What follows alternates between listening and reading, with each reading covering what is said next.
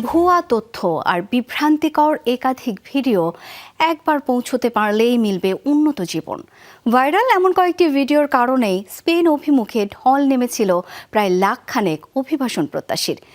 ইন্টারনেটে ছড়িয়ে পড়া ইনফ্লুয়েন্সারদের অপব্যাখ্যামূলক বহু ভিডিওই স্পেনকে ঠেলে দেয় গভীর অভিবাসন সংকটে, যা দেখে জীবন বাজি রেখে সাঁতরে সাগর পাড়ি দিতেও অনুপ্রাণিত হন অভিবাসন প্রত্যাশীরা। বিশৃঙ্খলায় প্রাণ যায় কমপক্ষে ৮০ জনের। সিলন টি রপ্তানিতে শীর্ষে। কেউ সাঁতরে, কেউ দৌড়ে, যে যেভাবে পারছে ছুটছে। স্প্যানিশ ভূখণ্ড অভিমুখী হাজার হাজার মানুষের এই ঢল সপ্তাহখানেক আগে এভাবেই মরক্কো থেকে স্পেনের সিউতায় প্রবেশের চেষ্টা করে অর্ধলক্ষাধিক অভিবাসন প্রত্যাশী, যার পেছনের কারণ রীতিমতো অবাক করার মতো।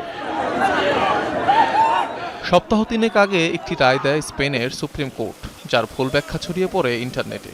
রায়ে বলা হয়, সমুদ্রে আটক হওয়া অভিবাসীদের তাৎক্ষণিকভাবে স্পেনের সিউতা বা মেলিয়া সীমান্ত থেকে ফেরত পাঠানো যাবে না, তবে পরবর্তীতে আইন অনুযায়ী ফেরত পাঠানোর সুযোগ রয়েছে।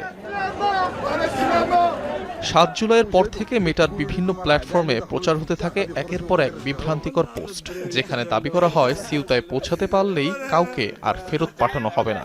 এমনকি স্থানীয় সংবাদ মাধ্যমগুলোতেও প্রকাশিত হয় অভিবাসীদের সিউতায় আগমনের কয়েকটি ভিডিও। ২৯ জুলাই কয়েকজন জনপ্রিয় ইনফ্লুয়েন্সার নিজেরাই সিউতার উদ্দেশ্যে সাঁতার কাটার ভিডিও প্রকাশ করেন সোশ্যাল হ্যান্ডেলগুলোতে। একই সময় ছড়ায় নানা বিভ্রান্তিকর ভিডিও, যার মধ্যে একটি ক্লিপকে সিউতার বলে দাবি করা হলেও আদতে তা মরক্কোর উপকূলীয় একটি শহরে ধারণকৃত ছিল। মূলত এই জাতীয় ভিডিও দেখেই হাজার হাজার অভিবাসন প্রত্যাশী সাগর পাড়ি দেওয়ার সিদ্ধান্ত নেন। স্পেনের নিরাপত্তা বিশ্লেষক একাধিক সূত্রে দাবি করা হয়, জুলাইয়ের শেষ কদিনে দুটি হোয়াটসঅ্যাপ গ্রুপে প্রায় ৪,০০০ সদস্যকে সিউতায় পৌঁছানোর বিভিন্ন পথ ও পরামর্শ দেয়া হয়েছিল।